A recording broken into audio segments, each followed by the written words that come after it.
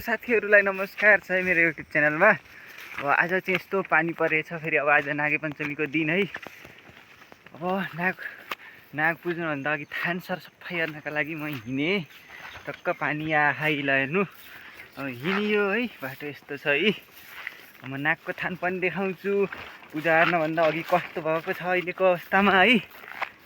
गाउँ यहीँ तलतिर है देखिरह। अब थान पनि नजिकै छ ल हेर्नु है।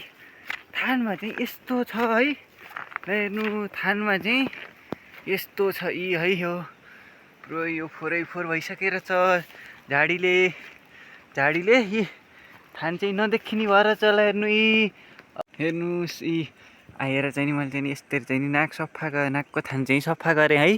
सरर सफा गरेँ। अब चाहिँ नि बाले चाहिँ फेरि यहाँ पूजाको सरजामहरू चाहिँ नि अब पूजा गर्दा चाहिँ नि चाहिने सामग्रीहरू बनाउँदै हुनुहुन्छ है। मैले चाहिँ नि आएर सफा गरेँ, पानी परेछ है, टक्क कुहिरो लाहाइलाई हेर्नु। घरहरू चाहिँ हाम्रो के हो यी आएर चाहिँ मैले टक्क चाहिँ नि नागको थान सफा गरेँ। अब म भने बासी त जान्छु।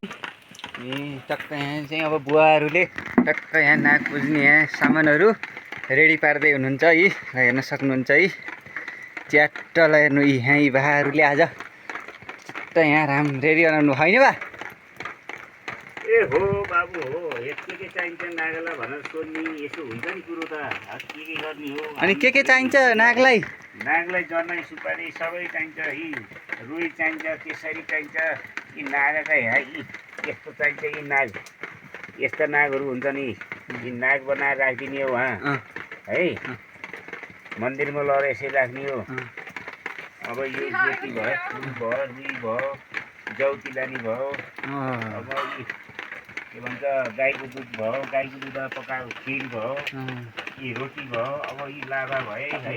लाभा रोटी खिर सबै चाहिन्छ राजा। ल रेडी भयो।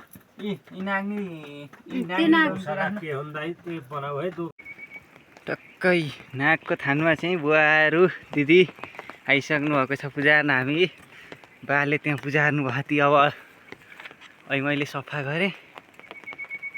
उकालो आउँदा स्याँ भयो। यस्तो हुन ला आजदेखि उकालो आउँदा स्याँ सुसु। टक्कै यहाँ यी धोप झन्झर हरियो पानी परेछ। पानी परेर यी कुहिरो लाहा। यी फुलकुमारी धुवा हल्का फुल्का रुवा कासन लाहा। यो पानी परे यस्तो है टक्कै ल हेर्नु। यहाँ पूजा गर्दै हुनुहुन्छ फेरि यता है टक्कै। ल सेती नाग होइन, यहाँका काली नाग हुन पर्छ बा। काली नाग हो कि सेती नाग हो? मैले आज बिहान सबैजना काली नाग देखेको छु यहाँ। हेर्नु टक्कै। ल हो टक्कै बाले चाहिँ यहाँ पूजा गर्दै हुनुहुन्छ है। तपाईँहरू कहाँतिर गर्नुहुन्छ कि कमेन्ट गर्नु होला। ल हेर्नु बा, मन्त्र नि भन्नु है बिर्सिनु होला। मङ्गलम भगवान विष्णु मङ्गलम गरुडाध्वज मङ्गलम पुण्डरीकाक्ष। कहाँ बिर्सिनु हुन्छ? मन्त्र भगवानको मन्त्र धेरै छन् नि बाबु। त्यो त छन्। टक्क बाले नाग पूजा गर्दै।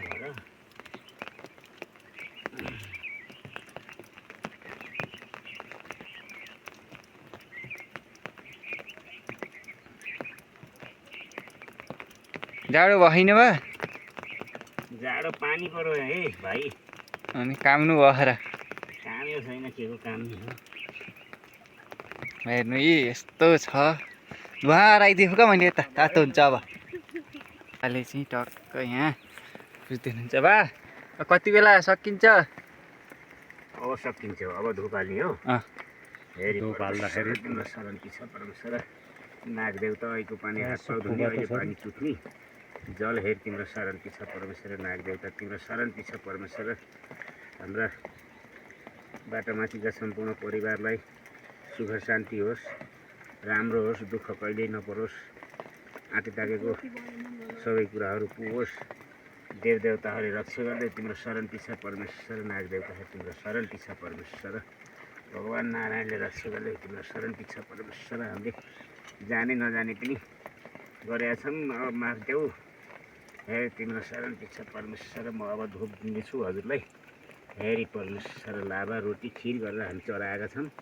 हेरी परमेश्वर तिम्रो शरण पिछा काली नाग भए पनि सेती नाग भए पनि हेरी परमेश्वर सम्पूर्ण देवदेवताहरू रक्षा गर्दै हाम्रो परिवारलाई सम्पूर्णलाई रक्षा गर्दै तिम्रो शरण पिछा परमेश्वर नारायण भगवान्ले रक्षा गर्दै सम्पूर्ण देवदेवताहरू रक्षा गर्दै कहाँतिर राखौँ दाइ खाएको आगो फेरि यहाँ राखौँ कि हो त्यहीँ ल हालै ताउ के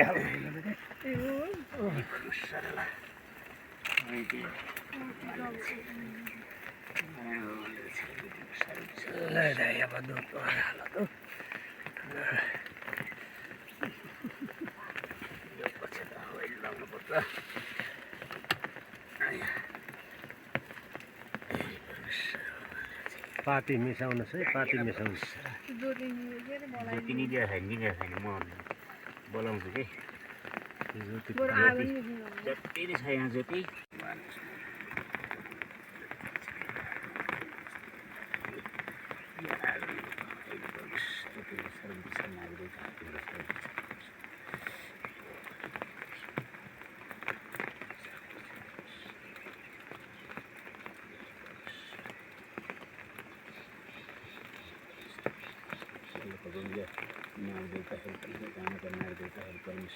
जहाँ तहीँकालाई यहीँ हालिदिनु त बाले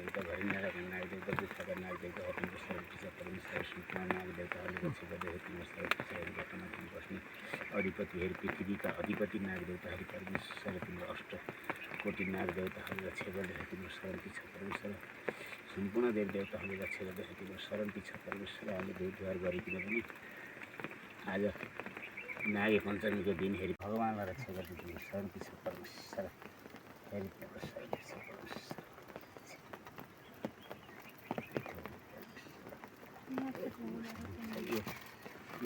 लाइटर थियो नि बा लाइटर छोड्दैन अब त्यही बा हजुर बाबु आज अब टक्क नाग पुज्जी होइन अब यहाँ जिजुबाजेहरूको यहाँको विशेषता यस्तो यसो भनिदिनु न त। ए यहाँ विशेषता भनियो भने हाम्रो हजुरबाका पालामा यहाँ नागै भएँ म यहाँ नाग हुँ भनेर आएर ठ्याक्कै एउटा नाग आएर बसेर नथे कि यत्रो चाहिँ सेती नाग आएर ठ्याक्क आएर यसरी बस्नुपर्छ म यहाँ बस्छु भनेर पहिले उहाँ बसेर चाहिँ म यहाँ मलाई अजग भयो त्यहाँ फोहोर भयो भनेर अनि उहाँ बसेका नागलाई म उहाँ आइमाई केटाकेटीले थुक्ने भयो मुत्ने भयो फोहोर गर्ने भयो भनेर उहाँ बसेका नागलाई अनि यहाँ ल्याएर सार्नु भएको रहेछ हजुरबाहरूले र अनि हामीले यहाँ पूजा गरिराखेका छौँ अहिलेसम्म हामीलाई कहीँ क्षति पुर्याएका छैनन् यी नागले हामीले जे रक्षा गरेका छन् देश विदेशमा गएर हे भगवान् मेरा कतिका पर्व भएर हे तिम्रो शरण पिछा परमेश्वर मेरा घरमाथिका नाग देवता हामीलाई सुख शान्ति होस् हाम्रो राम्रो कमाइ होस् भगवान् भनेर गयो भने जे भनौँ त्यही पुगेको छ क्या यो बाटोमाथिका हाम्रा बाला तपसीले आशीर्वाद दिएको ठाउँ पनि हो र यहाँ हामी हामीलाई संरक्षण गर्नुभएको छ उहाँ देवताले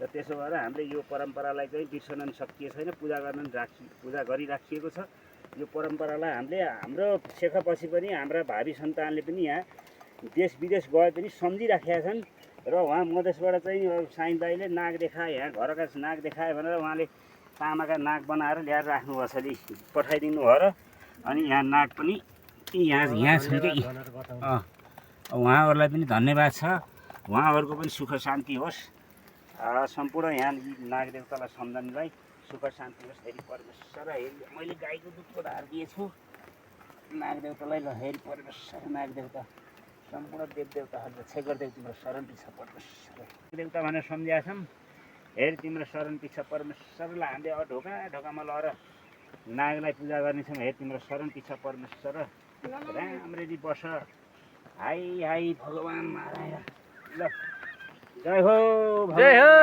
जय हो जय हो जय हो जय हो जय हो मात्रै हुँदैन आज ल टक्क यहाँ बाले पूजा पाठ गरेर टक्क सक्नुभयो है नाग पनि टाँस्नुभयो नाग पनि टाँस्नुलाई नै सबै पूजा पाठ गरेर जय होस् नाग देवता तिम्रो शरण पिछा परमेश्वर नाग पूजा गरेर टक्क नाग टाँस्नुभयो नि त बा नाग टाँस्नु पऱ्यो नि आज नागे पञ्चमी टक्कै ल विशेष दिन हो नि बाबु आज यो त वर्ष दिनको एक दिन नागलाई पूजा त गर्नै पऱ्यो अनि ल होइन हामी दिनदिनै पूजा अर्चना